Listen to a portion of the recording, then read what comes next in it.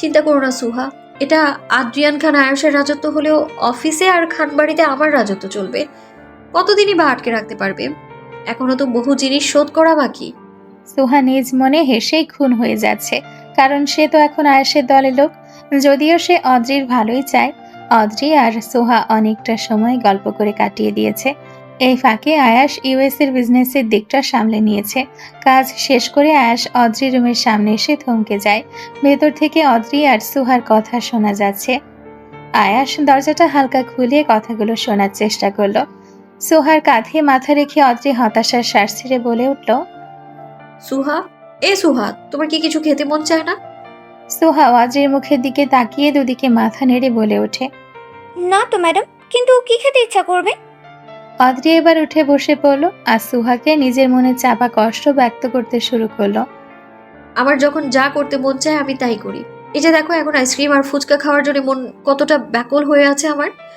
এখন যদি ওই পাষাণ লোকটা আমাকে আটকে না রাখতো, তাহলে আমি রাস্তার পাশে দাঁড়িয়ে ফুচকা মামার থেকে বেশি করে টক ঝাল দিয়ে ফুচকা খেতাম। ভার্সিটির সামনে থেকে প্রায় তো খেতাম। আর আমার পছন্দের ফ্লেভারের আইসক্রিমটাও মজা করে উপভোগ করতে পারতাম। কিন্তু ওই খাম্বাওয়ালার জন্য তো সব ইচ্ছেতেই কাদা ছিটে গেল আমার। অদ্রির কথা শুনে সোহা জিভ দিয়ে পানি গড়িয়ে পড়বে এমন ভাব। সে অদ্রির কাছে এগিয়ে গিয়ে বলে উঠল, ম্যাডাম, এইভাবে বললে না, তাহলে কিন্তু জিভ থেকে পানি পড়ে যাবে। আমারও ফুটপাতের খাবার অনেক পছন্দের। সেটাই তো, কিন্তু ওই খাম্বাওয়ালা তো আমার মনের কষ্ট কখনোই বুঝতে পারবে না। তার মধ্যে সব ধরনের বদ শয়তানি বুদ্ধি ঠুসে ঠুসে ভরা। আয়াস সকল কথাই নিজ কানে শুনে নিয়েছে। যদিও এতে তার রাগের মাত্রা কিছুটা হলেও তীব্র হলো, কিন্তু করার কিছুই নেই। আয়াস বড় বড় পা ফেলে হলরুম পার হয়ে বাড়ি থেকে বেরিয়ে যায় আর বাড়ির বাইরে বের হয়ে পিয়াসকে কল করে। পিয়াস কলটা রিসিভ করলে সে বলে ওঠে, পিয়াস, সকল গার্ডদের নিয়ে এখনো দেখা করো। লেট হলে শাস্তি দ্বিগুণ হবে, মনে রেখো। আমি অপেক্ষা করা একদমই লাইক করি না, ইউ নো দ্যাট। অপর পাশ থেকেও পিয়াসও বলে উঠল। Yes sir, I know. Good. আয়াস কলটা কেটে দিয়ে নিজের পছন্দের গাড়ি নিয়ে বেরিয়ে পড়ল। কিন্তু কোথায় গেল সেটা কেউ জানে না। কি করতে চাইছে সে? অদ্রি এখন রাত্রি রজনীতে নিদ্রার রাজ্যে ভ্রমণ করছে। ঘুম যেন তার একটা সুখের স্তম্ভ, কিন্তু সে সুখের বাধা সৃষ্টিকারী হিসেবে হয়তো আয়াসের নাম লেখা হয়ে গেছে। আদ্রির পাশের রুমে সুহাদ থাকার ব্যবস্থা করা হয়েছে। অদ্রি যখন গভীর ঘুমে আচ্ছন্ন, তখন ব্যস্ত পায়ে তার রুমে প্রবেশ করে সুহা। রাত প্রায় 12টা ছুঁই ছুঁই। সুহা অদ্রির রুমে প্রবেশ করে অস্থির গলায় ডেকে ওঠে, ম্যাডাম, ম্যাডাম, দেখুন কি হয়েছে। অদ্রি ধরফর করে উঠে পড়ে আর বলে ওঠে। কি হয়েছে সুহা? Anything wrong? সুহা দরজায় দাঁড়িয়ে থাকা দুজন গার্ডদের দিকে আঙ্গুল তুলে ইশারা করে। অদ্রি বুঝে পায় না এত রাতে গার্ডেরা তার রুমে কি করছে। অদ্রি কিছু বলার পূর্বে একজন গার্ড বলে উঠল, ম্যাম, স্যারের অর্ডার, আপনাকে এখনই আমাদের সাথে নিয়ে যেতে হবে। অদ্রির কপালে কয়েক স্তর ভাঁজের সৃষ্টি হয়ে যায়। সোহার চেহারা দেখলে বোঝা যাচ্ছে সে হঠাৎ খুবই ভয় পেয়ে গেছে। কিন্তু কেন সে এত ভয় পাচ্ছে? সোহাকে শান্ত হতে বলে অদ্রি দাঁড়িয়ে যায় আর বলে ওঠে, আপনারা হাঁটতে থাকুন, আমরা পেছনে আসছি।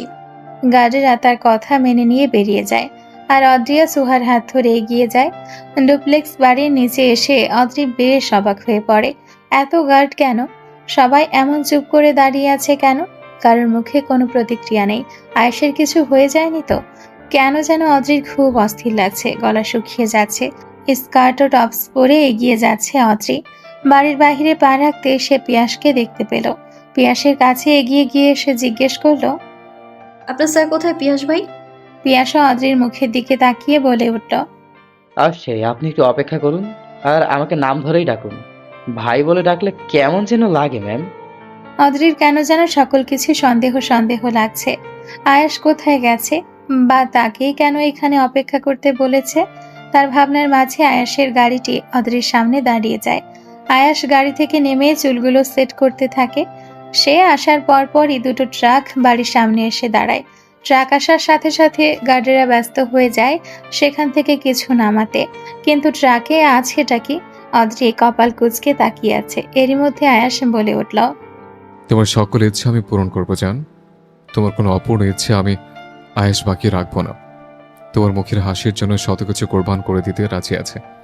আয়াসের অধরে প্রাণ খোলা হাসির রেখা দেখা যাচ্ছে। আয়াস হঠাৎ সামনে আঙুল তুলে ইশারা করলো। সেদিক বরাবর অদ্রির চোখ যেতে সে অবাক হয়ে যায়। তার ভার্সিটির সামনে যতগুলো ফুচকা বিক্রেতা আছে সকলকে এখানে আনা হয়েছে, তাদের ফুচকার গাড়ি সহ। অদ্রির চোখ যেন কপালে উঠে যাবে। পরপর সে খেয়াল করলো ফুচকার গাড়িগুলোর পাশে অনেকগুলো আইসক্রিমের গাড়ি আর মেশিন রাখা, সব কয়টার সাথে একজন করে লোক দাঁড়িয়ে। আয়াসের বাড়ির সামনে রাস্তা মানুষ দিয়ে ভরে গেছে। অদ্রির মেজাজ যেন তুঙ্গে। সে তেজ নিয়ে বলে উঠল, আর ইউ ম্যাড? কি করেছেন এগুলো? এত মানুষকে এখানে কেন নিয়ে এসেছেন আপনি? আয়াসও নিজের দু পকেটে হাত গুজে বলে উঠল, তুমি না ফুচকার আইসক্রিম খেতে চেয়েছিলে, তাই তো এদের নিয়ে এলাম। আমি তো আর জানি না যে তুমি কোন দোকানে ফুচকা খাও বা তোমার কোন ফ্লেভার আইসক্রিম পছন্দ। এখন তোমার যেটা খেতে ইচ্ছে করবে সেটা খেয়ে নেবে। Now it's your choice. অদ্রির মাথা ঘুরছে। সে আয়াসের দিকে রাগে দৃষ্টিতে তাকিয়ে বলে উঠল, আমাকে দেখে কি আপনার রাক্ষস মনে হয় যে এত খাবার খাবো আমি? সিরিয়াসলি, যেখানে 20 টাকার ফুচকা খেলেই হয়ে যায় সেখানে ট্রাক ভর্তি ফুচকার দোকানে উঠিয়ে নিয়ে আসা বোকামি ছাড়া আর কি? বোকামি হোক বা না হোক, তুমি তোমার মন মতো খেয়ে নাও। তোমার খাওয়ার বিনিময়ে সবাই এক মাসের ইনকামের টাকা এখনই পেয়ে যাবে। এখন ভাবো তুমি কি করবে। আয়েশের কথা শুনে অদ্রির আর কিছুই বলার নেই। হঠাৎ করে ফুচকাওয়ালা অদ্রিকে ডাকতে শুরু করে। ম্যাডাম ম্যাডাম আমাদের দোকানের ফুচকা অনেক ভালো। না ম্যাডাম, আমার ফুচকা ভার্সিটির সবাই খায়। আমার হাতের ফুচকা একদম ভালো, কে দেখেন ম্যাডাম। এত মানুষের ডাকাডাকিতে অদ্রির মেজাজ খারাপ হয়ে যাচ্ছে। সে জানে যে লোকগুলো তাকে ডাকছে যেন সে খাবারগুলো খায়, আর তার খাওয়ার বিনিময়ে আজ তাদের বড় একটা অ্যামাউন্ট উপহার দেয়। সোহা অদ্রির দিকে এগিয়ে এসে বলে উঠল, ম্যাডাম, চুপচাপ ফুচকা খেয়ে নিন, আপনার ইচ্ছেটাও পূরণ হয়ে যাবে আর লোকগুলোর কিছু টাকা ইনকামও হয়ে যাবে। আপনি যতক্ষণ না পর্যন্ত খাবেন, স্যার মনে হয় না আপনাকে ছাড়বে। সোহার কথায় যুক্তি আছে, তাই অদ্রি সোহাকে নির্দেশ দিল প্রতিটি দোকান থেকে একটি করে ফুচকা বানিয়ে নিয়ে আসতে। সোহা তাই করলো। অদ্রি চেয়ারে বসে বসে ফুচকা খাচ্ছে আর আয়াস গাড়িতে হেলা দিয়ে তা দাঁড়িয়ে দাঁড়িয়ে দেখছে। অদ্রির পেট অনেক ভরে গিয়েছে, এখনো দুটো ফুচকা বাকি। সেগুলো এবার কি করবে? সে প্লেট সহ এগিয়ে গেল আয়াসের দিকে। তার দিকে অদ্রিকে এগিয়ে আসতে দেখে আয়াস কিছুটা অবাক হলো। অদ্রি এগিয়ে এসে বলে উঠল, আপনি আমার ইচ্ছে পূরণ করেছেন, তাই আপনাকে আমি উপহার দিতে চাই। মুখটা খুলুন তো। আয়াস তৎক্ষণাৎ বলে উঠল। আমি স্ট্রিট ফুড খাই না, তাই দিয়ে লাভ নেই। অদ্রি নিজ মনে বলে উঠল, শালা কালসাপ, তুই খাবি না মানে তুই খাবি, তোর বাপও খাবে। অনেক চালাক তো, হ্যাঁ? বুঝে গেছে যে আমি ফুচকা খাওয়াতেই এসেছি। যতই বুঝে নাও না কেন চান্দু, আজ আমি তোকে ফুচকা খাওয়াবই, নইলে আমার নামও অদ্রি নয়। অদ্রি নিজের মনের কথা লুকিয়ে রেখে ঠোঁটে হাসি ফুটিয়ে বলে উঠল, আপনি না বলেছেন যে আমি চাইলে আপনি জানও কোরবান করে দিবেন? তাহলে এখন সামান্য কথাটা পর্যন্ত রাখতে পারছেন না? তাহলে কি আমি ধরে নিব যে আদ্রিয়ান খান আয়াসের কথার কোনো মূল্য নেই? আয়াসের কপাল কুঁচকে গেছে সহসা। সে অদ্রির দিকে তাকিয়ে মাথা কিছুটা নিচু করে হাঁ করল, আর সাথে সাথে অদ্রি আয়াসের মুখে ফুচকা ঢুকিয়ে দিয়েছে। টকের পরিমাণ বেশি হওয়ায় আয়াস নাক মুখ কুঁচকে নেয় আর বলে ওঠে, এসব মানুষ খায় নাকি? বাবারে কি টক! আয়াসের মুখের অবস্থা দেখে অদ্রি অট্ট হাসি দিয়ে উঠল। দূর থেকে পিয়াস তা দেখে হতাশার শ্বাস ছেড়ে বলল, আজ একটা জান নেই বলে কেউ এভাবে খাইয়ে দেয় না। এভাবে খাইয়ে দেওয়ার জন্য হলেও আমার বিয়ে করা উচিত। পিয়াসের কথা শেষ হতেই সুহা তার মুখে একটা ঝালওয়ালা ফুচকা ঢুকিয়ে দিয়েছে আর দাঁত বের করে হেসে বলে উঠল, ভাই দেন, আমি আপনাকে ফুচকা খাইয়ে দিলাম, তাও আপনি বিয়ে করার কথা মুখেও আনিয়েন না। আপনি বিয়ে করলে ওই মেয়ে চাপা পড়ে পটল তুলবে, কারণ আপনি একটা ভোটকা সার। পিয়াস ঝাল তেমন একটা খায় না, তাই সে শোষাতে শোষাতে পানি খুঁজতে লাগলো। কোনো মতো পাশে থাকা আইসক্রিমের দোকান থেকে আইসক্রিম নিয়ে খেয়ে নিল। ঝাল কিছুটা কমে গেলে সে সোহার দিকে এগিয়ে আসে আর বলে ওঠে, পাঙ্গা নিলে তো কাজটা ভালো করলে না মহামারী। এর শোধ আমি পিয়াস রহমান ঠিক নিয়ে ছাড়বো। আর ভোটকা সার বলো না আমাকে। আমার কোনো ভুঁড়িওয়ালা পেট নেই, আমার মতো বডি ফিটনেস তুমি কোথাও পাবে না। বদদোয়া রইল তোমার হাজবেন্ড 10 গুণ ভারী মোটা আর ভুঁড়িওয়ালা হোক, যেন সে তোমাকে বগল দাবা করে কোথাও নিয়ে গেলেও তোমাকে দেখা না যায়। পিয়াস চলে যেতে নিলে সোহা বলে ওঠে, শকুনের দোয়ায় গরু মরে না ভুটকার সার মহাশয়। দেখবেন দিন শেষে আমার মতো মহামারী না আবার আপনার কপালে জুটে যায়। তাহলে কিন্তু হেব্বি প্যারা নিয়ে আপনার জীবন পার হবে। কয়েকদিন পর আপনার নাম দুনিয়া থেকে মুছেই যাবে। তাই কাউকে বদয়া দেওয়ার আগে অন্তত একবার ভাবা উচিত। সোহা নিজের মতো খেয়ে যাচ্ছে আর অদ্রিও। বেশ অনেকটা সময় ধরে সেখানে খাওয়ার ধুম পড়ে গেল। অদ্রির খাওয়া শেষ হতে আয়াস হাই তুলতে তুলতে পিয়াসের উদ্দেশ্যে বলে উঠল, আমার কথা মতো সকলে পাওনা মূল্য পরিশোধ করে দাও পিয়াস। আর গার্ডস, তোমরা 10 মিনিটের মধ্যে সব এখানে চলে যাও। আমার জানের খাওয়া শেষ, এবার আমি রিল্যাক্স করে ঘুমাবো। অদ্রি আর সোহা নিজ রুমে ফিরে গিয়েছে আর আয়াসও হাই তুলতে তুলতে চলে গেল গভীর নিদ্রায় আচ্ছন্ন হতে। আয়াসকে এভাবে কোনো কাজ করতে এখনো গার্ডেরা দেখেনি, তাই তারাও অবাক। তাদের মধ্যেও গুঞ্জন শুরু হয়ে গেছে। তার কথা মতো সকল লোককে বাড়ির সামনে থেকে সরিয়ে দেওয়া হয়েছে। দেখে বোঝার উপায় নেই, ঠিক 10 মিনিট আগেও এখানে এতগুলো দোকানের মেলা বসেছিল। একটি মেয়ের আগমন আয়াসের জীবনের ধারাকে বিপরীত মেরুর দিকে নিয়ে যাচ্ছে। সে না চাওয়া সত্ত্বেও তার জীবন আবদ্ধ হয়ে যাচ্ছে এক অদ্রি নামক মেয়েতে। পরবর্তীতে কি হবে তার জীবনে? সাত সকালে নিস্তব্ধ প্রকৃতি। সকালের আলো যেখানে হাতছানি দিয়ে যাচ্ছে, সেখানে সকল জায়গায় শান্তি বিরাজমান থাকলেও শুধু শান্তি নিরে কোনো শান্তি নেই। দুজন গার্ডের শরীর তরতর করে কাঁপছে, তাদের চেহারা অস্থিরতায় রূপ দিয়েছে। I said, where is my victim? ভয়ঙ্কর গর্জনে প্রশ্ন করে উঠল আগন্তুক। দুজনের মধ্যে একজন মিনমিন করে বলে উঠল, আসলে স্যার, আমরা তাকে খুঁজে পাইনি। কথাটি শেষ হওয়ার সাথে সাথে পরপর দুটো গুলির আওয়াজে কম্পিত হলো পুরো বাড়িটি। তার সাথে শোনা গেল একজন ব্যক্তির আর্তনাদ। আগন্তুক ব্যক্তিটির সামনে দাঁড়িয়ে থেকে তার হাতে থাকা বন্দুকটি ঘুরিয়ে ফিরিয়ে দেখছিল, আর তৎক্ষণাৎ সে সামনে পড়ে থাকা গার্ডের দিকে তাকিয়ে বলে উঠল, না শব্দ আমার লিস্টে নেই। আমি যা বলবো তাই। এর উপরে কোনো কথা শুনতে আমি ইচ্ছুক নই। আমার খাঁচার পাখি আমার কাছেই থাকবে। তাকে সরিয়ে নেওয়া হলো, অথচ তার খবর আমি পাইনি। But why? অপর গার্ডটি অস্থির কণ্ঠে বলে উঠল, স্যার, আমরা অনেক চেষ্টা করেছি কিন্তু লাভ হয়নি। আপনার শিকার নিচ থেকে বের হয়ে না আসলে তাকে আমরা খুঁজে পাবো না। আগন্তুক হালকা হাসি নিক্ষেপ করে চেয়ারে গা এলিয়ে দিল এবং বলে উঠল, আমি উদয় মাহাতো উজ্জ্বল। আমার শিকার আমার কাছেই আসবে দিন শেষে। এর পরের চাল হবে আমার। গার্ড দ্রুত সেই স্থান ছেড়ে চলে গেল। আর উজ্জ্বল দু পকেটে হাত গুজে বড় জানালার সামনে দাঁড়িয়ে বাঁকা হাসি নিজের অধরে রেখে বলে উঠল, কাজটা ভালো করলি না আয়াস। তুই আগে যেমন ছিলিস এখনো ঠিক তেমনই আছিস। কিন্তু কি ভেবেছিস আমি আদ্রিয়ানের সম্পর্কে কোনো খোঁজখবর নিইনি? সকল কিছুই আমার জানা হয়ে গেছে। খান পরিবার আদ্রির জীবনের অংশ। এবার সেটাকে কাজে লাগাবো আমি। দেখবো তুই কতদূর যেতে পারিস। Let's begin hour game start. পরপর উচ্চ স্বরে হেসে উঠল উজ্জ্বল।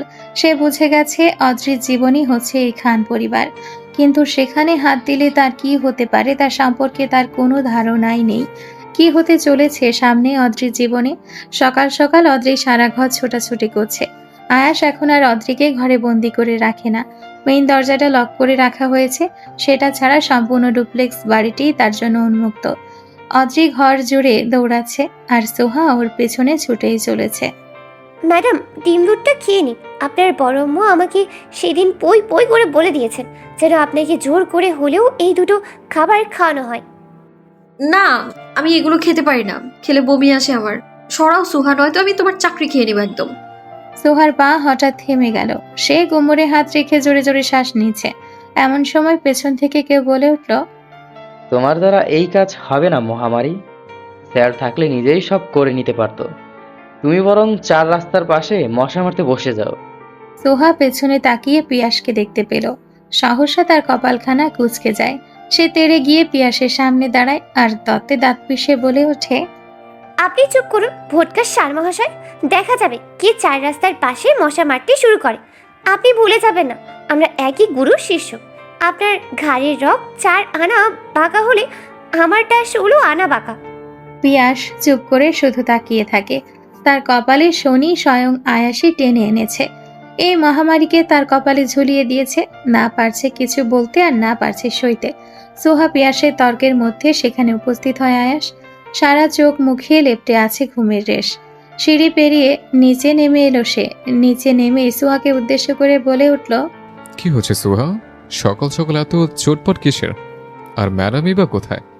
সোহা নালিশের সুরে বলে উঠল, কি করব স্যার, ম্যাডাম সকাল থেকে কিছুই খাচ্ছে না। আপনার মা আমাকে কয়েকবার বলে দিয়েছিলেন ম্যাডাম অফিসে কাজে থাকলেও যেন তাকে দুধ ডিম খাওয়ায়, কিন্তু ম্যাডাম নাকি এইসব খেতেই পারবেন না, তাতে নাকি তার বমি চলে আসে। ম্যাডামের কি যেন একটা সমস্যা আছে, যার জন্য ডাক্তার তাকে এই সকল খাবার সাজেস্ট করেছে। খেতে জোর করছি বলে তিনি আমাকে বলে বসেছেন যে আমি যদি জোর করি তাহলে তিনি আমার চাকরি খেয়ে নেবেন। সোহার কথা মনোযোগ দিয়ে শুনল আয়াস। সোহার হাত থেকে খাবারের প্লেট নিয়ে সে বলে উঠল, এখন কোথায় আছে মহারানী? সোহা হাত দিয়ে ড্রয়িং রুমের দিকে ইশারা করলো। আয়াস বড় বড় কদম ফেলে চলে এলো ড্রয়িং রুমে। সেখানে দুজন গার্ড দূরে দাঁড়িয়ে আছে। অদ্রিকে পাহারা দেওয়াই তাদের আসল কাজ। আয়াসকে এখানে আসতে দেখে তারা তার দিকে তাকিয়ে থাকে। আয়াস হাত দিয়ে ইশারা করলো বাইরে চলে যাওয়ার জন্য। ইশারা পেয়ে গার্ড আর অপেক্ষা করলো না, দ্রুত সেই স্থান ত্যাগ করে চলে গেল। অদ্রি আরাম করে সোফায় বসে আছে আর টিভিতে কার্টুন দেখছে। আয়াস কপাল কুঁচকে অদ্রিকে পর্যবেক্ষণ করলো। মেয়েটা কেমন যেন, এই হঠাৎ রেগে আগুন কোনা হয়ে যায়, কিছুক্ষণ পর তেজরানী হয়ে যাবে, এখন আবার বসে বসে বাচ্চাদের মতো কার্টুন দেখছে। মেয়েটার আসল রূপ ধরা বেশ কঠিন কাজ তার জন্য। আয়াস শুধু শুধু বেবি ডল বলে ডাকে না, তে যেমনই হোক বাচ্চাদের মতোই মনে হয় তাকে। অদ্রি টিভি দেখছে আর হাসছে। তার হাসি দেখে আয়াসও সহসা হেসে ফেলল। মুচকি হেসে অদ্রির সামনে দাঁড়ালো আর হাসি থামিয়ে কঠিন স্বরে বলে উঠল, খাবারগুলো খেয়ে নাও। অদ্রি প্লেটের দিকে তাকিয়ে নাক চেপে ধরে ধমকে বলে উঠল, সরান আমার সামনে থেকে। এসব দেখলে বমি চলে আসে আমার। বাড়িতেও বড় আম্মু জোর করে খাওয়ার জন্যে, কিন্তু সেগুলো আমি মর্জিনাকে দিয়ে দিই। আয়াস ধমকে উঠল, তুমি খাবে না মানে? তুমি খাবে আর তোমার ঘাড়ও খাবে।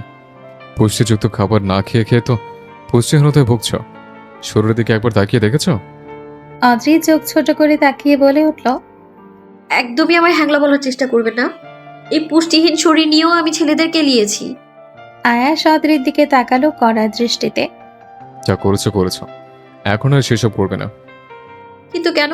আপনি আমাকে বাধা দেয়ার কে? আয়াস অদ্রির হাত চেপে ধরে বলে উঠল, আমি তোমার কে সেটা না হয় কিছুদিন পরই দেখাবো। তুমি আমার কথা শুনতে তখন বাধ্য থাকবে। এখন চুপচাপ খেয়ে নাও। খাবার শেষ না হওয়া পর্যন্ত তোমাকে ছাড়ছি না।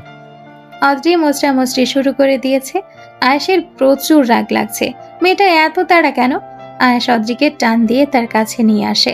বাঁ হাত দিয়ে কোমর ধরে রেখেছে সে, আর ডান হাত দিয়ে সিদ্ধ ডিম অদ্রির মুখে ঢুকিয়ে দিয়েছে। অর্ধেক ডিম অদ্রির মুখে, বাকি অর্ধেক বাহিরে। আয়াস অদ্রির দিকে তাকিয়ে ভ্রু নাচিয়ে জিজ্ঞেস করলো কি হয়েছে। পরক্ষণেই ধমকে বলল, একটা টুকরো শুধু নিচে পড়বে, তখন দেখাবো মজা। অদ্রি কি করবে বুঝতে পারছে না। ফেলে দিবে নাকি? কিন্তু ফেলে দিবে কিভাবে? আয়াস তো ওর সামনেই দাঁড়িয়ে।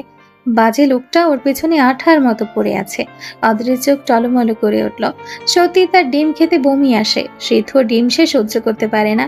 অদ্রিকে মূর্তির মতো দাঁড়িয়ে থাকতে দেখে আয়াস কপাল কুঁচকে তাকালো এবং বলে উঠল, খেয়ে না এবার, বিষ মিশিয়ে দেয়নি। যেভাবে মূর্তির মতো দাঁড়িয়ে আছো।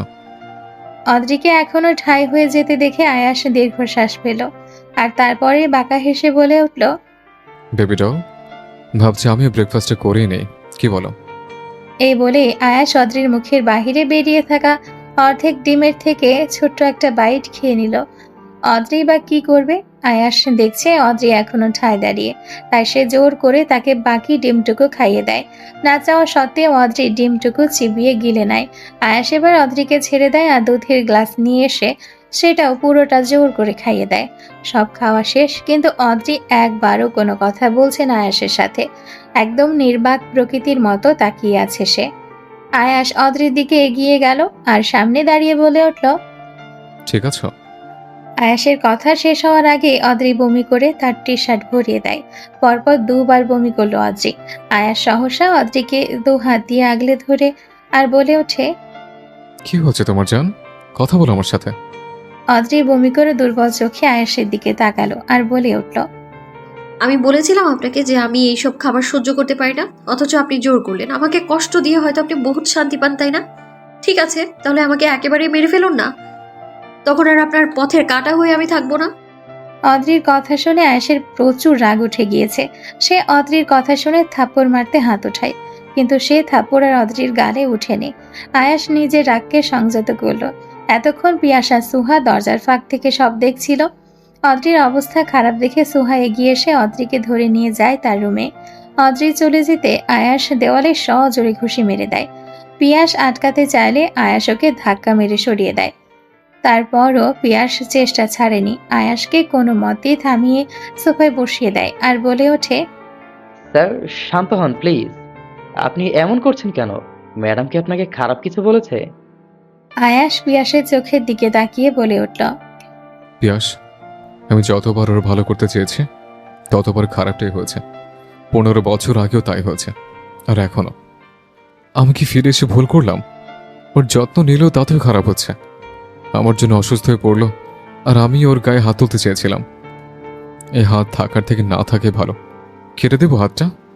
পিয়াস চমকে উঠল আর অস্থির কণ্ঠে বলে উঠল, পাগল হয়ে গেছেন স্যার। আপনি মাথাটা ঠান্ডা করুন, নিজেকে আর দোষী ভেবেন না। আয়াস বড় বড় শ্বাস ফেলছে। এরই মধ্যে সুহা এগিয়ে এসে বলে ওঠে, স্যার, ম্যাডামের ড্রেস চেঞ্জ করে ঘুম পাড়িয়ে দিয়ে এসেছি। আপনি প্লিজ নিজেকে দোষী ভাববেন না। আসলে আপনি ভালোটাই চেয়েছিলেন, কিন্তু এমনটা হয়ে যাবে সেটা আমিও ভাবিনি। আয়াস নিজেকে কিছুটা শান্ত করলো। আয়াস স্বাভাবিক হয়ে গেলে সুহা বলে ওঠে, স্যার, আপনি কি ম্যাডামকে ভালোবাসেন? আয়াস মাথা তুলে সুহার দিকে তাকালো। কেমন যেন লাগছে আয়াসকে। সে দীর্ঘশ্বাস ফেলে অন্যদিকে তাকালো আর বলে উঠল, সুহা এটা ভালোবাসেন না, এটা আমি জানি। আমি কখনো অদ্রকে ভালোবেসেছি কিনা তা বলতে পারবো না, কিন্তু যদি প্রশ্ন করো ওর প্রতি আসক্তি কিনা, তাহলে হয়তো আমার উত্তর হ্যাঁই আসবে। আয়াসের কথা শুনে সুহা আর পিয়াস তাকিয়ে আছে। এরই মধ্যে পিয়াস প্রশ্ন করে বলে উঠল, স্যার আপনি কি ম্যাডামকে আগে থেকে পছন্দ করতেন? আয়াস দীর্ঘশ্বাস ছেড়ে উঠে দাঁড়ালো আর পিয়াসের উদ্দেশ্যে বলে উঠল, শোনো পিয়াস, অতীত মনে করতে চাইছি না। কিছু অতীত চাপা থাকে আমাদের জন্য ভালো, কিন্তু একটা কথা তোমাদের ম্যাডামের মাথায় ঢুকিয়ে দিও।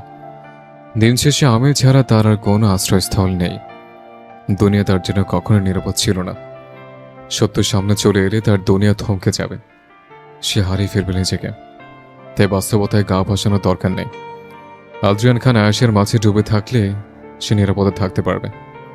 সে আমাদের ডুবন্ত থাকবে, আর আমি তাকে সমুদ্রের মতো আঁকলে রাখবো নিজের বুকের হৃদয়স্থলে।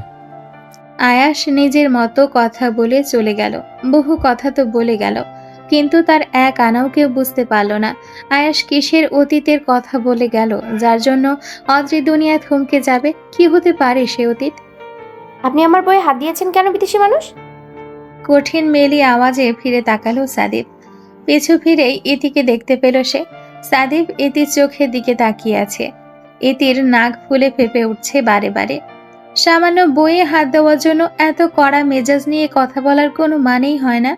সাদিব ঢোক গিলে আমতা আমতা করে বলে উঠল, আসলে লাইব্রেরির পাশ দিয়ে যাচ্ছিলাম। নর্মালি বেশি একটা বই পড়া হয় না, তাই ভাবলাম এখন যেহেতু ফ্রি আছি তো একটা দুটো বই পড়ে নেওয়া যাক।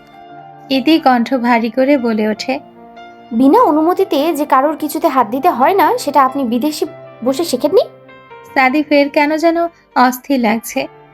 আসলে আমি জানতাম না এটা আপনার পার্সোনাল লাইব্রেরি, তাহলে হয়তো কখনোই আসতাম না, সরি। সাদিব চলে যেতে নিলে ইতি ডাক দিয়ে দাঁড় করিয়ে দেয়। শুনুন। সাদিব পেছনে ফিরে তাকায়। ইতি এগিয়ে এসে সাদিফের হাতে অন্য বই ধরিয়ে দেয় আর বলে ওঠে, আমার লাইব্রেরি থেকে কেউ বই নিলে আমি কখনোই রাগ করি না, কিন্তু অনুমতিবিহীন কিছু করলে বড্ড রাগ লাগে। আপনি যে বইয়ে হাত দিয়েছেন সেটা একান্তই আমার প্রিয় বই, সেটাই হাত দেওয়ার দুঃসাহস কেউ দেখায় না। আর বইয়ের পাশে যে ডায়েরিটা ছিল সেটা? ইতি কড়া দৃষ্টিতে তাকিয়ে বলল, সেটা আমার ব্যক্তিগত ডায়েরি, সেটাই হাত রাখলে এর পরিণাম ভালো হবে না। ইতি চলে গেল লাইব্রেরি থেকে। ইতি যেতে সেখানে রাহাতের আগমন ঘটে। সে এগিয়ে এসে বলে উঠল, ভাই খান বংশের মেয়ে ছেলেরা এক একটা আগুন। আর তন্যকে দেখ কি সুন্দর করে বিজনেসের কাজগুলো করছে। আয়াসের অনুপস্থিতিতে সব সামলে নিচ্ছে। আর ওই অদ্রি মেয়েটা কোথায় বলতো? রাহাতের এত প্রশ্ন শুনে সাদিফের কপাল কুঁচকে গেল। জানি না, কিন্তু রাগিনীর তেজ দেখে কেমন যেন লাগলো, বাট আই লাইক ইট। সাদিফের অধরে ফুটে উঠেছে হাসির রেখা। তার চোখ চলে গেল জানালার বাহিরে। আকাশ ক্রমশ কালো হয়ে আসছে, বোধহয় বৃষ্টি শুরু হয়ে যাবে। আবহাওয়াটাও মনোমুগ্ধকর। হঠাৎ সাদিফ গুনগুন করে গান গাইতে শুরু করলো। এলো মেঘ যে এলো ঘিরে বৃষ্টি সুরে সুরে শোনায় রাগিনী, মনে স্বপ্ন এলো মেলো, এই কি শুরু হলো প্রেমের কাহিনী। সাদিফ মুচকি হেসে গান গাইতে গাইতে চলে গেল লাইব্রেরি থেকে। আর রাহাত বোকার মতো তাকিয়ে আছে। পরক্ষণেই মাথা চুলকে নিজ মনে বলে উঠল, বুঝলাম না ভাই, একজন কোথায় হারিয়ে বসে আছে সেটা ঠিক নেই, আর আরেকজন আবার প্রেমের গান গাইছে। এই শালায় আবার প্রেম টেমে পড়ে যায়নি তো? যেতেও পারে, কিন্তু এই খানবাড়িতে আরও একটা মেয়ে থাকা দরকার ছিল, তাহলে আমার লাইনটাও ক্লিয়ার হয়ে যেত। কিন্তু আমার কপালই তো ক্লিয়ার নয়। সেখানে রাগিনী জুটবে কি করে? কে জানে কোথায় আছে আমার রাগিনী। একজন নারী যতই অন্য সকল মানুষের সামনে সাহসী হোক না কেন, কোনো একজন নির্দিষ্ট মানুষের সামনে সে ফোঁস করা সাপের মতো হয়ে যায়। ফোঁস করলেও কামড় মারার মতো সাহস তার নেই। এই মজার ঘটনাটাই আয়াস নিজের ডিভানের উপরে বসে বসে ভাবছে আর মুচকি হাসছে। অদ্রির রাগে ফুলে যাওয়া মুখের প্রতিবিম্ব দেখতেই কেমন আদুরে লাগে তার। আয়াসের ভাবনায় ফোড়ন কাটতে পিয়াসের আগমন ঘটল। দরজার ভেতর ঢুকে বলে উঠল, আসবো স্যার। আয়াস দরজার দিকে তাকিয়ে মুচকি হাসল। আর আসার বাকি আছে নাকি? ভেতরে ঢুকে তারপর বলছো আসতে পারে নাকি? তোমার ঘেলুটা কি হাঁটুতে রাখা? পিয়াস মুখটা থমথমে করে রাখলো। আয়াসের কথা সারা জীবনই তেড়াই থাকে, মুখ যেন মুখ নয়, রাইফেলের নল। আয়াস পকেট থেকে ফোন বের করে পিয়াসকে বলে উঠল। কিছু বলবে? পিয়াস এগিয়ে এসে বলে উঠল, স্যার, ইম্পর্টেন্ট ক্লায়েন্ট এসেছে, আপনাকে খুঁজছে। অনেক বড় শেয়ার হোল্ডার সে, মেবি খান গ্রুপে ইনভেস্ট করতে চায়। ও, আয়াসের বেখিয়ালি উত্তর। আয়াসের জবাবের ধরন দেখে পিয়াস অস্থির কণ্ঠে বলে উঠল, স্যার, কোম্পানির অনেক লাভ হবে, আপনি কি তার সাথে মিটিং করবেন না? এত বড় বাহিরের কোম্পানির সাথে শেয়ার কাজ করা যাবে, আপনি দেখা করবেন না? লস হয়ে যাবে তো স্যার। আয়াস পিয়াসের দিকে তাকিয়ে বলে উঠল। আর আমি যদি এখন চলে যাই তাহলে আমার জীবনে লস হয়ে যাবে। পিয়াস নির্বোধের মতো মাথা চুলকে বলে উঠল, মানে স্যার, আপনার কথার মানে আমি ঠিক বুঝতে পারলাম না। আয়াস ফোনে থাকা ভিডিওতে মন দিল আর পিয়াসের উদ্দেশ্যে বলল, শোনো পিয়াস, আমার বউটা সকাল থেকে কিছুই খায়নি। যা একটু খেয়েছিল তারপর আমার শরীরে ঢেলে দিয়েছে। এখন তাকে নিজ হাতে না খাইয়ে কিভাবে কাজে যায়? আয়াসের কথা শুনে পিয়াস থম মেরে গেল। পরক্ষণে আয়াসের সামনে দাঁড়িয়ে অস্থির গলায় বলল, আগে ডিলটা ফাইনাল করে ফেলুন স্যার, পরে না হয় ম্যামকে খাইয়ে দিন। আয়াস রাগী দৃষ্টিতে পিয়াসের দিকে তাকালো আর পিয়াসের দিকে আঙ্গুল তাক করে বলে উঠল, আগে আমি আমার জানকে খাওয়াবো, তারপরে অফিসে কাজ করতে যাব। এতে যদি কোম্পানির লস হয় তাহলে তার দায়ভার আমার। তুমি যদি আর নাক গলাও তাহলে আমি তোমার নাকটাই কেটে দেব। আয়াস অনন করে বেরিয়ে গেল রুম থেকে। পিয়াসের এখন নিজের চুল নিজেরই ছিঁড়তে ইচ্ছে হচ্ছে। এই লোকটাকে বোঝা দায় তার জন্য। এই লোকটা একটা ব্যক্তিকে খুন করতে দুবার ভাববে না, সে আবার বউয়ের জন্য ভালোবাসা দেখাচ্ছে। আমার আদ্রি কোথায় বাবা? এখনো কেন ফিরে এলো না ও? ছেলের কথায় পেছনে ঘুরে তাকালেন তারিফ খান। তিনি কপাল কুঁচকে জিজ্ঞেস করলেন, তোমার আদ্রি মানে? তোমাকে না বললাম আদ্রি সহ পুরো খান পরিবারকে উপরে পাঠানোর ব্যবস্থা করে ফেলতে? তুনো রাগী চোখে তাকিয়ে দাঁত কটমট করে বলে উঠল, খান পরিবারকে শেষ করো তুমি, কিন্তু আদ্রিকে টানছো কেন? আর আদ্রি সহ সবাইকে উপরে পাঠিয়ে দেবো মানে? আদ্রি আমার, শুধু আমার। ওকে আমি ভালোবেসে ফেলেছি বাবা। আদ্রির কোনো ক্ষতি যদি তুমি করো তাহলে আমি ভুলে যাব তুমি আমার বাবা। পুরো খান পরিবারের সাথে তোমার ঠিকানা হবে ওই যে উপরের আকাশে। তুনের কথায় তারিফ খান চমকের শেষ প্রান্তে চলে গিয়েছে। তিনি ধমকে বললেন, তৃণ, তুমি ভুলে যেও না আমি তোমার বাবা। একটা বাহিরের রাস্তার মেয়ের জন্য নিজের বাবাকে উপরে পাঠিয়ে দিতে চাচ্ছ? কি আছে ওই মেয়ের মধ্যে? জানি না, কিন্তু আমার আদ্রিকেই চাই, অ্যাট এনি কস্ট।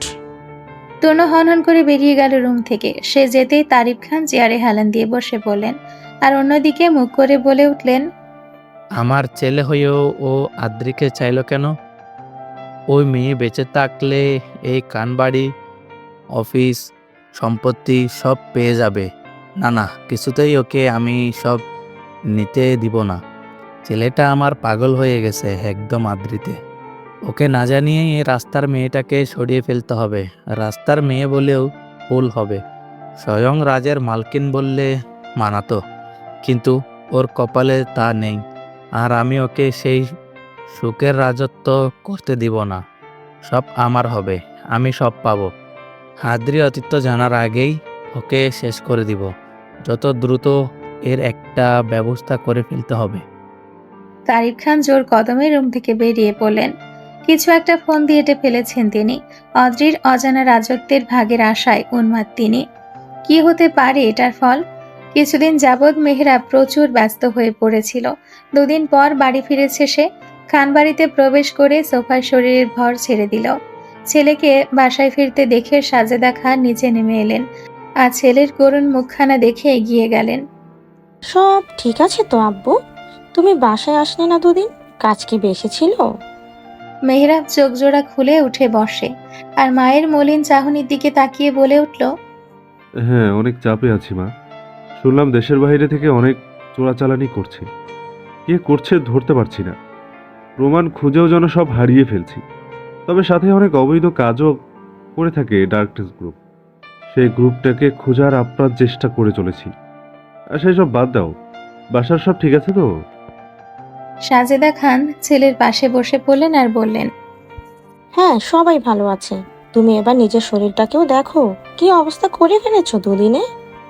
সাজেদা খান ছেলের মুখ থেকে ঘামের ফোঁটাগুলো পরিষ্কার করে দিলেন। সেই সময় মেহরাব বলে উঠল, মা, আদ্রি ঠিক আছে তো? ও এখন কোথায় দেখছি না যে? সাজেদা খান মুচকি হেসে বলে উঠল, ও তো এখনো ফেরেনি, মনে হয় 2-1 দিন পরেই ফিরে আসবে।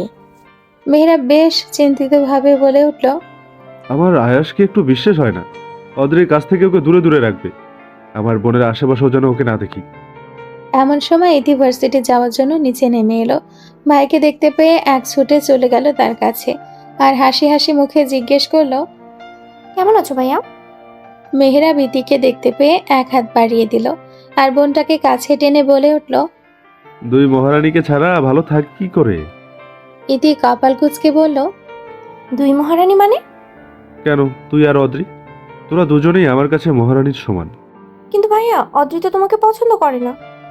ইতির কথায় মেহরাব কিছুটা হাসলো, আর ইতির নাকটা টেনে দিয়ে বলে উঠল, তা হয়তো এখন বাসে না, কিন্তু কোনো একদিন অদ্রি আমাকে জড়িয়ে ধরে বলবে ও আমাকে কতটা ভালোবাসে।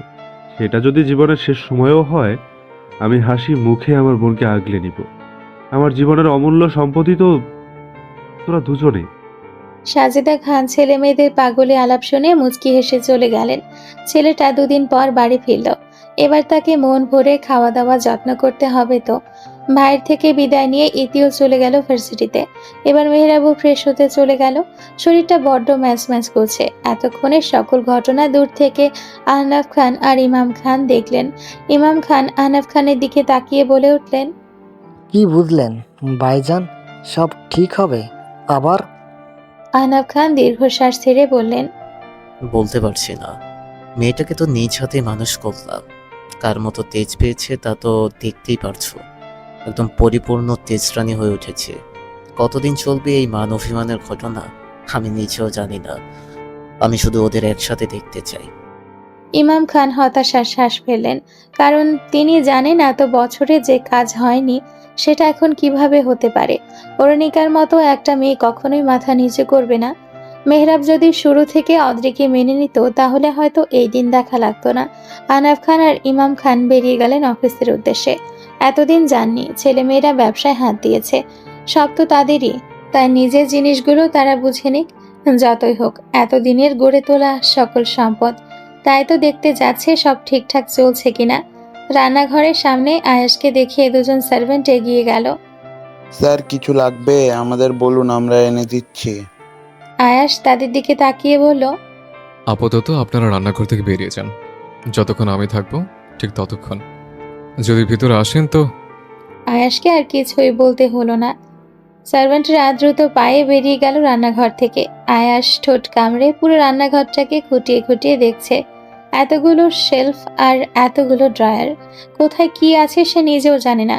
সার্ভেন্টদেরকে তো বের করে দিল, কিন্তু এখন প্রয়োজনীয় জিনিস খুঁজে পাবে কিভাবে? আয়াস আসার কিছুক্ষণ পরে পিয়াস রান্নাঘরের সামনে দাঁড়িয়ে বুকি ঝুঁকি মারতে শুরু করে দিল। আয়াস পেছনে না ঘুরে বলে উঠল, আমাকে ডিফারেন্ট অ্যাঙ্গেলে দেখা বন্ধ করে হেল্প করো এসে। Come here. পিয়াস এগিয়ে এসে আয়াসের সম্মুখে দাঁড়ালো আর বলে উঠল, স্যার আপনার কি চারটা চোখ? নয়তো আপনি বুঝলেন কি করে যে আমি পেছনে দাঁড়িয়ে আছি? আয়াস বাঁকা হেসে বলল, লেজ ছাড়া কখনো শিয়ালকে হাঁটতে দেখেছো? পিয়াসের স্বাভাবিক উত্তর। না। আয়াস এবার অট্ট হাসি দিয়ে বলে উঠল, তুমি হচ্ছে সেই লেজ। আমি যেখানে যাই তুমি যে আসবে সেটা আমি জানি। একদম লেজ বলে আয়াস তাকে অপমান করলো। সে মুখ নামিয়ে বলে উঠল, স্যার আপনি কি আমাকে অসম্মান করলেন? তোমার আদৌ সম্মান আছে নাকি? পিয়াস বিস্ফারিত চোখে তাকালো। কেন নেই আমার সম্মান? আয়াস পকেটে হাত গুজে বলে উঠল, থাকতো যদি আমি সভ্য হতাম, কিন্তু ওই যে বউয়ের কাছে খেতে পাওয়া অসভ্য জঘন্য লোক আমি, তাই কাউকে সম্মান দেওয়া আমার স্বভাবের মধ্যে আর নেই। আয়াস নিজের মতো কথা বলে ফোন থেকে একটা রেসিপি বের করলো, আর এদিকে পিয়াস মনে মনে গালি দিতে শুরু করলো। শালা কি করতে যে এর মতো একটা তেরা লোকের বিয়ে হতে গেলাম। এর বিয়ে হওয়ার থেকে সিঙ্গারা বিক্রি করা অনেক ভালো, যেখানে সেখানে ইজ্জতের মানচিত্র খুলে ফেলে। এর জন্য অদ্রি ম্যাডামই ঠিক আছে। একে তো দুয়ানারও দাম দেয় না, সে আবার আমাকে সম্মানের সংজ্ঞা শেখাচ্ছে। ভাবনা বাদ দিয়ে আমাকে হেল্প করো, স্টুপিড। আয়াসের ধমক শুনে সুট লাগালো পিয়াস। বেশ অনেকক্ষণ ধরে সোহান দেখছে সার্ভেন্টরা রান্নাঘরে উকি ঝুঁকি দিচ্ছে, তাই সে এগিয়ে এসে প্রশ্ন করে উঠল, আপনারা এইভাবে উকিঝুঁকি দিচ্ছেন কেন? কি ফোন দিয়ে আটছেন শুনি? সার্ভেন্টরা ভয় পেয়ে যায়। পরক্ষণে রান্নাঘরে ইশারা করে বলে ওঠে, স্যার কিছু করছে রান্নাঘরে, আমাদের দমকে বের করে দিল। কিভাবে কি করছে বুঝতে পারছি না। সোহা কপাল কুঁচকে ভেতরে তাকালো, আবার বাহিরে সার্ভেন্টদের দিকে তাকিয়ে বলল, আপনারা যান, আমি দেখছি তারা কি করছে। সার্ভেন্টরা আর সেখানে দাঁড়ালো না। সোহা ভেতরে এগিয়ে এসে দেখলো পিয়াস বাটিতে ময়দা ঢালছে আর আয়াস বাটিটা ধরে রেখেছে। ময়দা ঢালতে গিয়ে পুরো রান্নাঘরে ধুলে মাখা করে ছেড়েছে। আয়াস কাশতে কাশতে বলে উঠল, আমাকে যক্ষা রোগী না বানালে বোধহয় তোর প্রাণ ভরবে না রে পিয়াস। দিলি তো রান্নার মুডের 12টা বাজিয়ে। পিয়াসের সারা মুখে ময়দা লেগে আছে। সে থতমত খেয়ে বলে উঠল, আমি বুঝতে পারিনি স্যার যে একেবারে ঢেলে দিলে সবগুলো ওভাবে আশেপাশে উড়ে যাবে, নয়তো আমি আস্তে ধীরে সুন্দর করে 2 ঘন্টা লাগিয়ে পরে ঢালতাম। সোহা এগিয়ে এসে বলে উঠল, এই কি স্যার, আপনি হঠাৎ রান্নাঘরে আসতে গেলেন কেন? কি খাবেন আমাকে বলুন। আপনারা দুজন কি করছেন সেটাই মাথায় ঢুকছে না। পিয়াস কপালে লেগে থাকা ময়দা মুছতে মুছতে বলে উঠল। স্যার ম্যামের জন্য পরোটা বানাচ্ছে। সোহা অবাক হয়ে তাকিয়ে রইল, নিজেকে কিছুটা ধাতস্থ করলো। তা কিসের পরোটা তৈরি করছেন শুনি? আয়াস সোহার দিকে তাকিয়ে ভাবলেশীন ভাবে উত্তর দেয়, কিসের পরোটা মানে? ময়দার পরোটা তৈরি করছে। ময়দার পরোটাই যখন বানাবেন তখন কর্নফ্লাওয়ার ঢেলেছেন কেন? সোহার কথাটা শুনে আয়ার সঙ্গে সঙ্গে প্যাকেটে লেখাটা দেখতে শুরু করে দেয়। এমনিতে তো রান্নার আগামাথা সে জানে না। পিয়াসকে বলেছিল আটার প্যাকেট নিয়ে আসতে, আর ও এটা কি নিয়ে আসলো? আয়েশের মেজাজ চরম পর্যায়ে চলে গেছে। সে এগিয়ে এসে পিয়াসের কলারটা খামচে ধরে আর তাতে দাঁত পিষে বলে ওঠে, এখন কি আমি কনফ্লোর দিয়ে পরোটা তৈরি করব? তারপর কি তোর 14 গোষ্ঠীকে খাওয়াবো? ইডিয়েট কোথাকার। তুই এখন এটা দিয়ে পরোটা বানাবি, তারপর আমার সামনে বসে খাবি। সামান্য একটা ময়দার প্যাকেট আনতে বলেছি, তাও পারিস না। এরপর কিছু আনতে বললে তো 20 এনে দিবি আর বলবি না স্যার এটাই বেস্ট হবে। কিরে কথা বলছিস না কেন, স্টুপিড? পিয়াস গরুর মুখ নিয়ে আয়েশের দিকে তাকিয়ে আছে। আসলে ভুলটা তারই, রান্না সম্পর্কে তার কোনো ধারণা নেই। আয়াস সবার প্রথমে আটার প্যাকেট বের করেছিল। পিয়াস কোথায় যেন শুনেছে ময়দা দিয়ে সুন্দর পরোটা তৈরি করা যায়, তাই সে ময়দার বদলে কর্নফ্লাওয়ারকেই ময়দা মনে করে আয়াসকে রান্না করতে দিয়েছে আর বলেছে, এটা নিন স্যার, এটা দিয়ে পরোটা বানালে সেটা খেতে অনেক মজা হবে। তার মজা এবার তাকে সাজা দিয়ে দিল। আয়াস পিয়াসকে ছেড়ে আবারও নিজের মতো রান্না করতে শুরু করবে। এমন সময় সুহা অস্থির গলায় বলে উঠল, আপনি পারবেন না স্যার, সার্ভেন্টরা সব করে দিবে। আপনি কি কি খাবেন বলুন, আমি সব বুঝিয়ে বলে দিচ্ছি তাদের। আয়াস সোহার দিকে তাকিয়ে বলল, অদ্রির জন্য পরোটা বানাচ্ছে আর আমিই বানাবো, তুমি চলে যাও সোহা। সোহা হঠাৎ বলে উঠল, কিন্তু স্যার দুপুরে কে পরোটা খাবে? ম্যাডামের ঘুম ভাঙতে ভাঙতে দুপুর হয়ে যাবে। আয়াস কপাল কুঁচকে জিজ্ঞেস করলো। তাহলে এখন কি বানাবো? পিয়াস দাঁত বের করে হেসে বলে উঠল, এক কাজ করুন স্যার, অদ্রি ম্যামের জন্য আপনি তার প্রিয় খাবার তৈরি করুন। আয়াস কপালে হাত ঠেকিয়ে বলে উঠল, এখন মহারানীর রাগ ভাঙাতে আমাকে কাচ্চি রান্না করতে হবে। কি আর করার। আয়াস ওদের দুজনকে বের করে দিয়ে রান্না করতে শুরু করলো নিজের মতো করে। ফোন থাকতে কিসের প্রবলেম, ঠিক মতো আন্দাজ করে দেওয়াটাই যা কষ্টের বিষয়। সোহা পিয়াসের কাঁধে হালকা চাপড় মেরে বলে উঠল, এই যে ভোটকা সার মহাশয় শুনুন।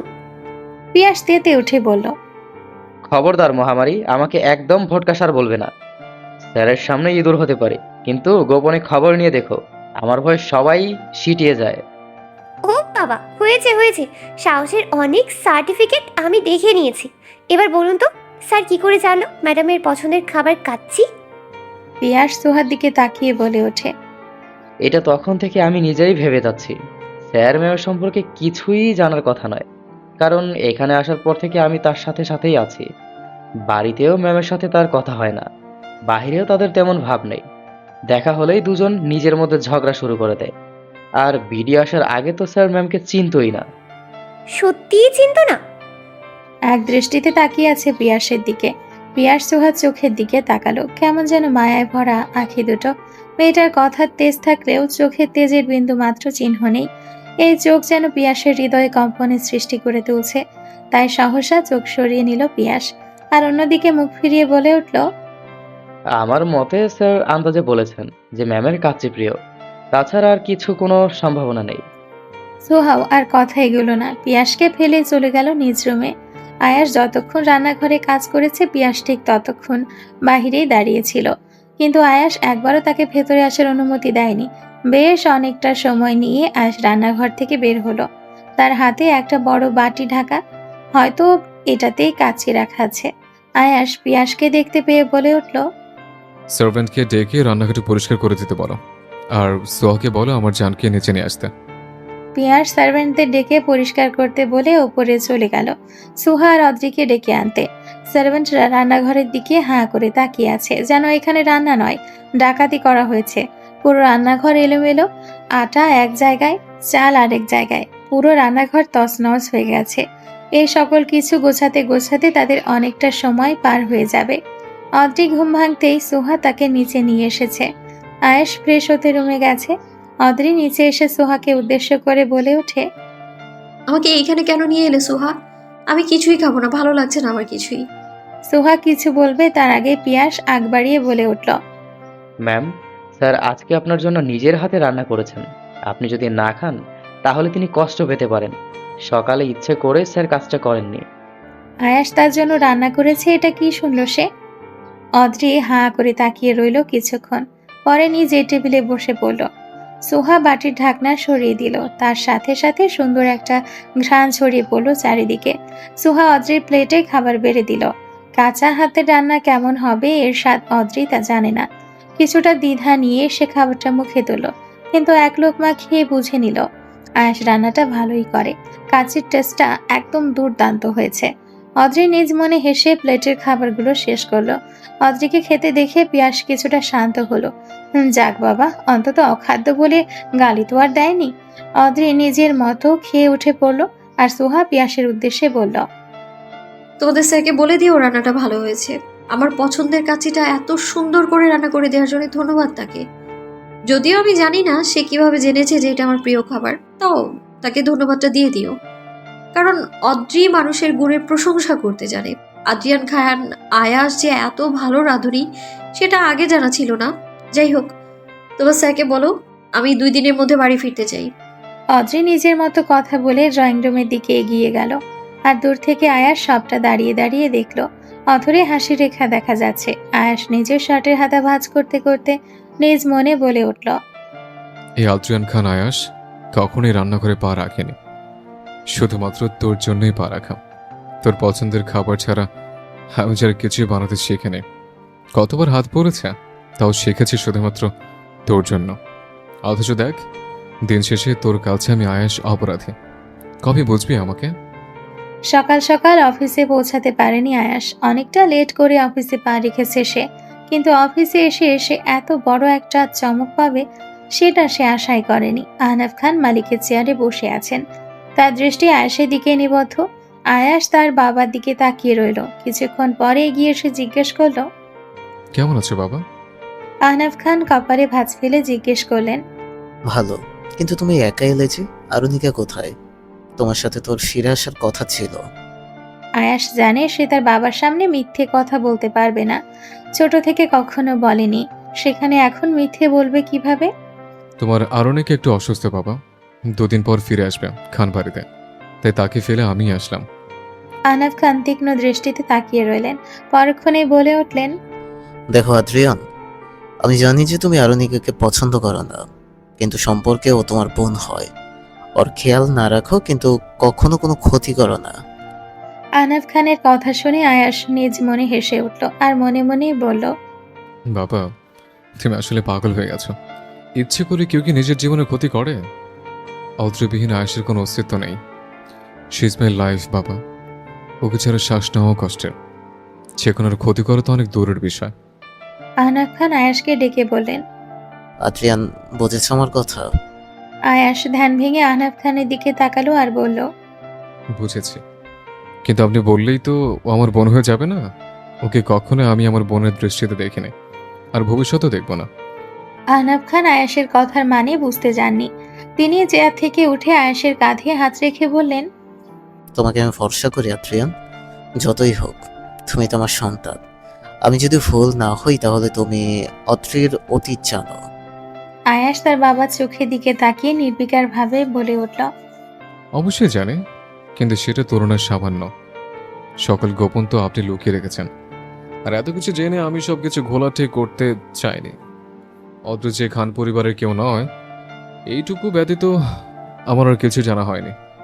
তুমি কি আরুনিকাকে সবটা বলে? আয়াস আহনাফ খানকে থামিয়ে দিল আর সরাসরি বলে উঠল, আমি অদ্রকে কিছুই বলিনি, কিন্তু কতদিন আড়াল করবেন? যদি কখনো সত্যির সামনে চলে আসে, পারবেন আপনাদের আদরিকে আটকে রাখতে এই খান বাড়িতে? আহনাফ খান অস্থির গলায় বলে উঠলেন, না না, কখনোই ওকে এইসব জানতে দেওয়া যাবে না। আরুনিকার অতীতগুলো ভাঙা কাচের টুকরোর মতো হয়ে গেছে। ও যদি সব খাটতে চায় তাহলে আঘাত ওকে পেতেই হবে। ওর মতো নিষ্পাপ মেয়ের এতটা আঘাত কখনোই প্রাপ্য নয়। আর যাই করো, নিজ থেকে কখনো আরুনিকাকে ওর অতীত সম্পর্কে বলে দিও না। আহনাফ খান কেবিন থেকে বেরিয়ে গেলেন। তিনি যেতেই আয়াস দীর্ঘশ্বাস ছাড়ল আর বলে উঠল, চিন্তা করো না বাবা, তোমার আরুনিকা কখনোই ওর অতীত জানবে না। ওকে আগলে রাখবো আমি। আঘাত অদ্রিকে স্পর্শ করার আগে আমাকে ছিন্ন বিচ্ছিন্ন করে ওর দিকে। ওর প্রাপ্য সকল আঘাত নিজ বুকে সহ্য করে নেব, তা ওকে হারাতে পারবো না। নিজের মনের অস্থিরতাকে আয়াস প্রকাশ করতে পারল না। এখন তাকে মিটিং অ্যাটেন্ড করতে হবে। নিজের কোম্পানির পাশাপাশি খান গ্রুপের সকল দায়িত্ব এখন তাকেই নিতে হবে। অদ্রিবিহীন তার কাজ যেন অনেকটাই বৃদ্ধি পেয়ে গেছে। তনু আজ বাড়িতে নেই, তাই আজ ইলমার ঈদের দিনের মতো মনে হতে লাগলো। বড় ভাই হিসেবে তনু ইলমাকে দেখে দেখে রাখে, যার কারণে সে ঠিকমতো ঘুরতে পারে না। আজ তনু বাসায় আসবে না এ কথা শোনার পর থেকে তাকে আর পাইকে। খানবাড়ির বড় গাড়ি নিয়ে চলে গেল দূর প্রান্তে, কিন্তু কোথায় তার গন্তব্য সে নিজেও জানে না। বিদেশি কায়দায় বড় হয়েছে সে, গাড়ি চালানোটাও সেখান থেকেই শেখা, কিন্তু এখনো লাইসেন্স পায়নি। ইলমা হাসতে হাসতে গাড়ি চালিয়ে যাচ্ছে। এত স্পিডে গাড়ি চালানোর জন্য একটা রিক্সা গাইড ভেঙে পড়ে যায়, কিন্তু এতে তার বিন্দুমাত্র আক্ষেপ নেই। সে মজা নিয়েই চলে গেল। হাই স্পিডে রুলস ব্রেক করে গাড়ি চালিয়ে সে হাইওয়ে ধরে ছুটে চলেছে। পুলিশের কাছে খবর যেতেই তারা গাড়িটিকে ধরতে বেরিয়ে পড়ে। বেশ অনেকক্ষণ নিজের মতো গাড়ি চালিয়ে ইলমা এক জায়গায় গাড়ি পার করলো, কিন্তু বিপত্তি ঘটলো তখন যখন সে দেখলো পুলিশ তার কাছেই আসছে।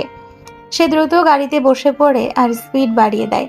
পুলিশ একদিকে ধাওয়া করছে আর ইলমা গাড়ির স্পিড বাড়িয়ে দিচ্ছে। বেশ অনেকক্ষণ পর হঠাৎ ইলমার গাড়ির সামনে একটি কালো রঙের গাড়ি দাঁড়িয়ে যায়।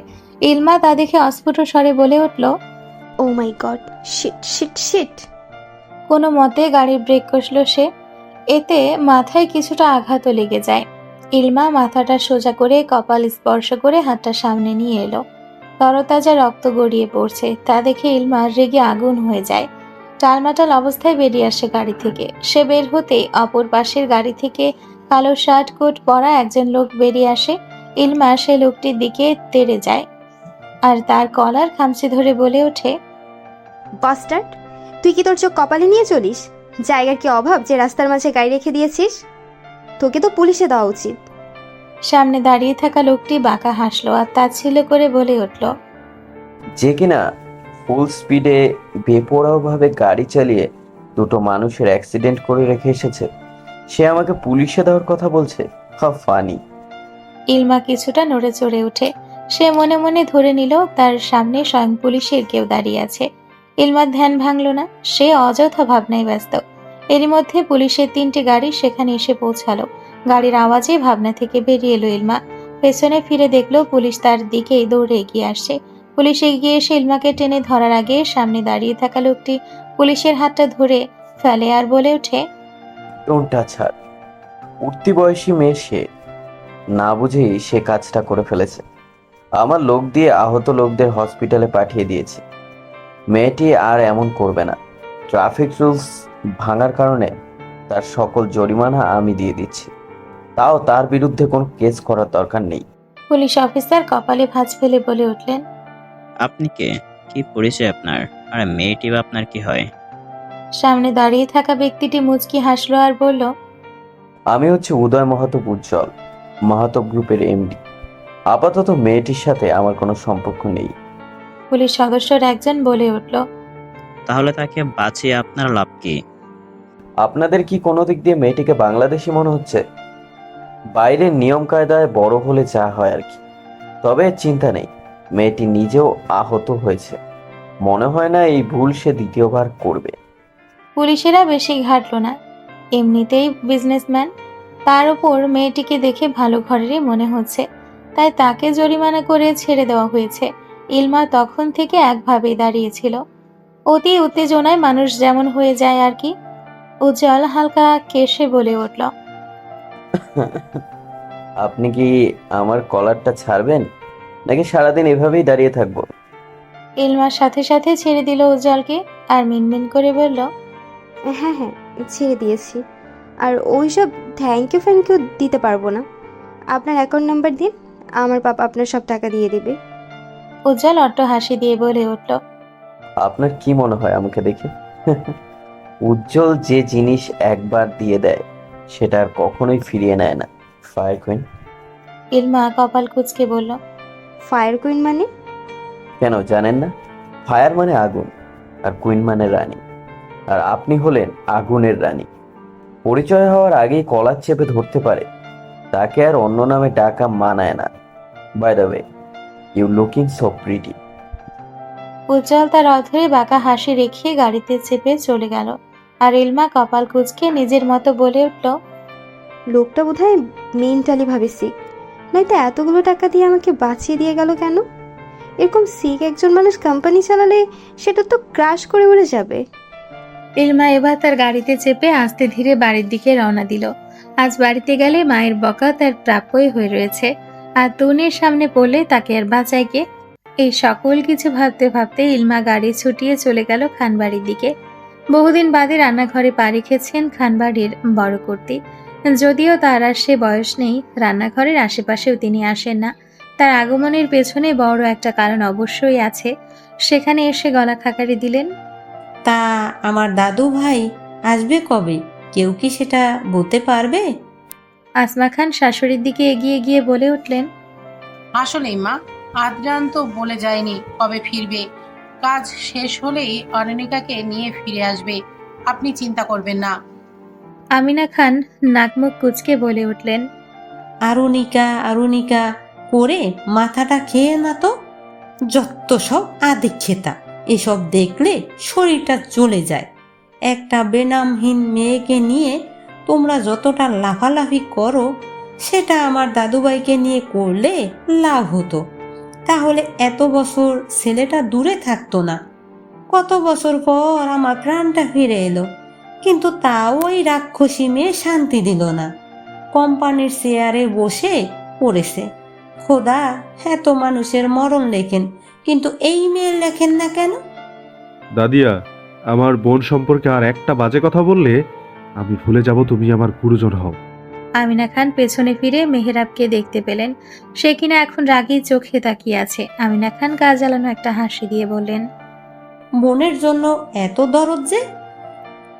তা বোনকে নিয়ে বুঝিয়ে বললেই হয় যে ওর জায়গা খান বাড়িতে নয়, ওই রাস্তার পাশে কুকুরদের সাথে। মেহেরাব তেড়ে এসে চিৎকার করে বলে উঠল, খবরদার দাদিয়া, অদ্রি সম্পর্কে আর বাজে কথা বলবে না। যদি ওকে ভালো না লাগে বলে দাও, আমি চলে যাব আমার বোনকে নিয়ে। আমার সামর্থ্য আছে ওকে দেখে রাখার, আর ওর সম্পর্কে সত্যি কেউ জানাবে না। অদ্রির কিন্তু ছোট থেকে হাইপার টেনশনে একটা রোগ আছে। আমি অকালে বোনটাকে হারাতে চাই না। ওকে সহ্য করতে না পারলে ঘরে দৌড় আটকে বসে থাকো। যদি আর একটা বাজে কথা বলো তাহলে আমি মেহরাব খান তোমাকে দেখে নেব। মেহেরাব চিৎকার করে কথাগুলো বলে বাড়ি থেকে বেরিয়ে গেল। আর আমিনা খান সেভাবেই তেজ নিয়ে বলে উঠলেন, হ্যাঁ, দেখব কি করতে পারো। এত যে বোন বোন করে সিটিয়ে মরছো, সে বোনের কাছে তো তোমার 2 পয়সারও দাম নেই। একদিন না একদিন এই মেয়ে সবাইকে পথায় বসাবে, তখন মনে পড়বে আমার বলা কথাগুলো। আসমা খান লজ্জায় মুখ তুলে তাকাতে পারছেন না। সাজেদা খান তার মায়ের দিকে তাকিয়ে রইলেন। তার মা কোনো কালেই অদ্রিকে পছন্দ করেননি, কিন্তু তিনি অদ্রির কেউ না হয়েও মেয়েটাকে বুকে তুলে নিয়েছিলেন। কোনোদিন নিজ মেয়ের থেকে অন্য চোখে দেখেননি, ভালোবাসায় কৃপণতা করেননি। সেখানে তার মা, ছোট ভাইয়ের পরিবারের কেউ অদ্রিকে সহ্য করতে পারে না, অথচ অদ্রি এদের কথা ভেবেই গেছে সারা জীবন ধরে। যদি পারত তাহলে হয়তো তার কলিজাটা ছিঁড়ে এদের দিয়ে দিত। খান পরিবারের জন্য সে নিজে জীবন দিতেও দুবার ভাববে না, অথচ তার বেলায় সবার কত অভিযোগ উঠে এসেছে। সাজেদা খান হতাশ মনে নিজ ঘরে ঢুকে দরজা আটকে দিলেন। যতই হোক সে তো অদ্রির মা। আরাম করে সোফায় বসে আঙ্গুর খাচ্ছিল অদ্রি। তার এখন কাজ সারাদিন খাওয়া আর ঘুম। কাজের তো চাপই নেই, সব কাজ এখন আয়েশের কাঁধের উপরে। অদ্রি বড় স্ক্রিনে টিভি দেখছিল, এমন সময় সুহা এগিয়ে আসলো। সুহাকে দেখে অদ্রি বলে ওঠে, সুহা, তোমাদের স্যারকে বলেছো যে আমি এখানে আর থাকতে চাই না? সোহা অদ্রির দিকে এগিয়ে এসে বলে ওঠে, ম্যাডাম, একটা কথা বলি, শোনেন। আয়েশ স্যার হয়তো খারাপ, কিন্তু সেটা আপনার চোখে। আমার মনে হয় আপনার অগোচরে আপনি কোনো বিপদে যুক্ত হয়ে রয়েছেন। আপনার বিপদগুলো সরে গেলে স্যার আপনাকে আর আটকে রাখবে না। অদ্রি সোহার কথার বিপরীতে বলে উঠল, আমার জীবনের সবচেয়ে বড় বিপদ হচ্ছে তোমাদের আয়াস স্যার। এই আয়াস নামক ব্যক্তি যতদিন আমার আশেপাশে থাকবে ততদিন আমি বিপদে পতিত হয়েই থাকবো। তাই তাকে বলো এইসব ভালোবাসার নাটকগুলো অফ করে আমাকে খানবাড়ি ফিরিয়ে নিয়ে যেতে। সোহার কোনো কথা বলল না। সে জানে তার কোনো কথায় অদ্রি কানে তুলবে না। এমন সময় সেখানে পিয়াস উপস্থিত হয়। তাকে দেখে অদ্রি কপাল কুঁচকে তাকিয়ে থাকে আর বিরক্তি নিয়ে বলে, আমাকে বিরক্ত করতে তোমার স্যার কি আবার চলে এসছে? পিয়াস অদ্রির দিকে তার ফোন এগিয়ে দিয়ে বলে উঠল, না ম্যাম, স্যার এখন অফিসে ইম্পর্ট্যান্ট একটা মিটিং অ্যাটেন্ড করছে। আমাকে বলেছিল আপনার ফোন আপনাকে ফিরিয়ে দিতে, কিন্তু আমি তখন ভুলে গেছিলাম। 2-1 দিন পর আপনাকে এখান থেকে ছেড়ে দেওয়া হবে। অদ্রি কোনো কথা না বলে তার ফোনটা নিয়ে নেয়। ফোনটা নিয়ে সে সবার প্রথমেই কল করে ইতিকে, কিন্তু ইতি কলটা রিসিভ করে না। এরপর কল করে ইমাম খানকে। তিনি কল রিসিভ করে বলে উঠলেন, কেমন আছো আম্মু? অদ্রি মুচকি হেসে বলে উঠল, ভালো আব্বু। বাড়ির সবাই কেমন আছে? সবাই ভালো আছে। কবে ফিরে আসবে আম্মু? অদ্রি পিয়াসের দিকে তাকালো। পিয়াস মনে মনে ভেবে নিয়েছে অদ্রি সব সত্য এখন বলেই দিবে, কিন্তু তাকে অবাক করে দিয়ে অদ্রি বলে উঠল,